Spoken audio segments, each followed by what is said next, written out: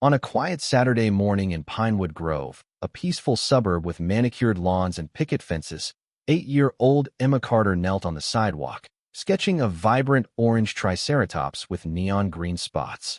She added a tiara to its head and scrawled "Princess Trike Rules" in wobbly blue chalk. Her mother, Sarah Bennett, stood nearby, watering daisies in a faded denim shirt, her ponytail swaying in the breeze.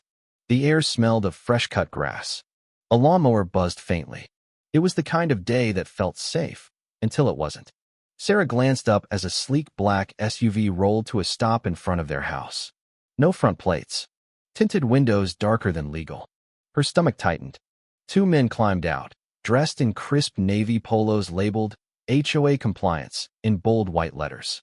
No badges, no insignia. The taller one, wiry with a pinched face, clutched a clipboard. The other, stocky with a buzz cut, had a utility belt loaded with zip ties and what looked like a taser. They moved with purpose, eyes locked on Emma's chalk art. "Is this your kid?"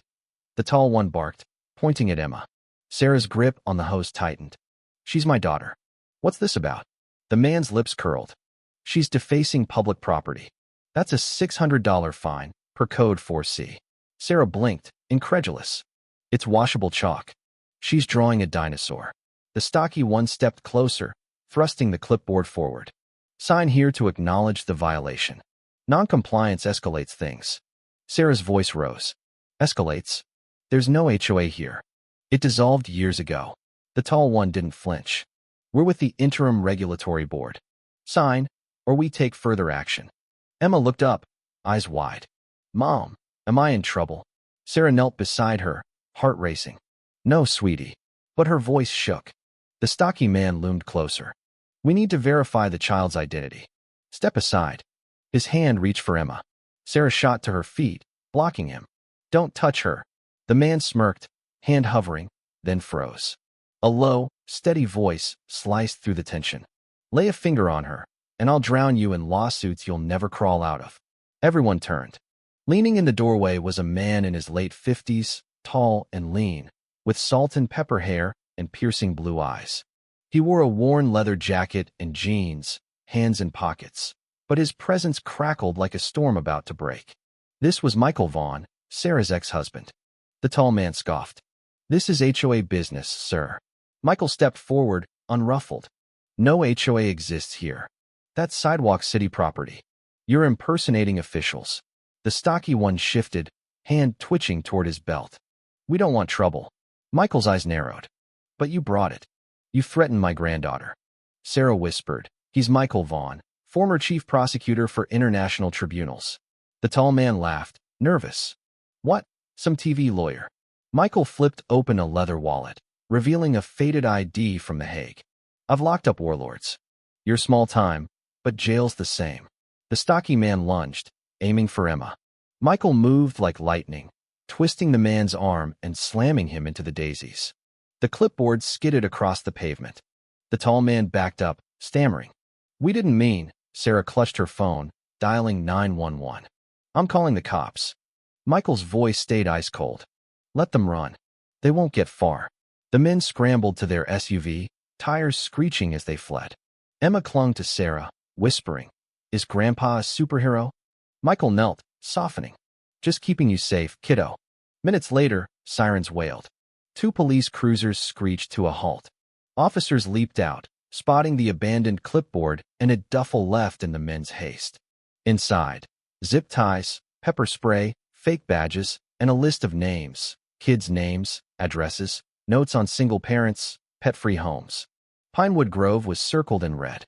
Sarah gasped. They were targeting us. Officer Daniels, a grizzled vet, shook his head. "This is a predator's playbook." Neighbors spilled onto lawns, phones recording. Mrs. Larson, 3 houses down, shouted, "They hassled my son last month over his skateboard." Mr. Patel nodded. "They fined me for my porch lights." Daniels muttered, "They've been scamming for months." Michael handed him the fake ID. "Check their burner phones. This isn't their first hit." The SUV was found abandoned 2 miles away, but a tip led cops to a storage unit.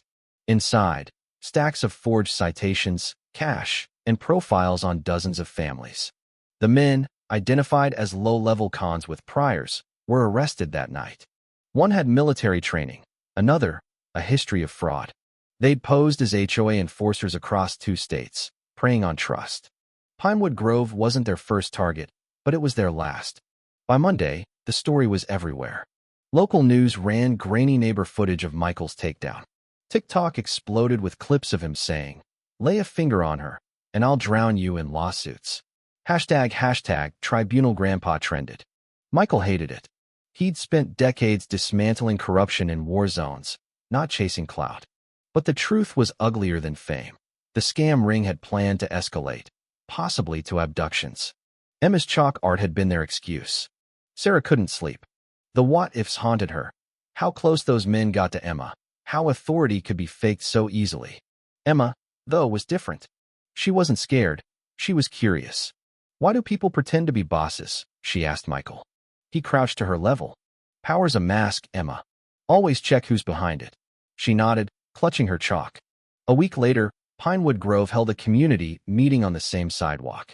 Emma's triceratops was faint now, washed by rain, but its outline lingered. "Mrs. Larson stood up. Let's make it permanent. A reminder we fought back." Neighbors cheered. A local artist volunteered to carve it into a bronze plaque. Words were etched above, "Real strength needs no badge." Michael shook his head. "Don't make this about me."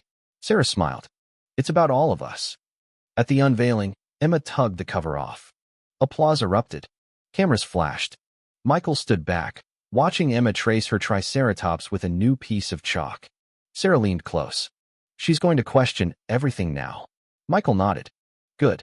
That's how you stop the next one." The scam ring collapsed under investigation. 7 more arrests followed. Pinewood Grove became a symbol, not of victimhood, but of defiance. Yet whispers lingered. How many other scams went unnoticed? Could trust in authority ever be the same? What do you think? Should Michael have let the cops handle it?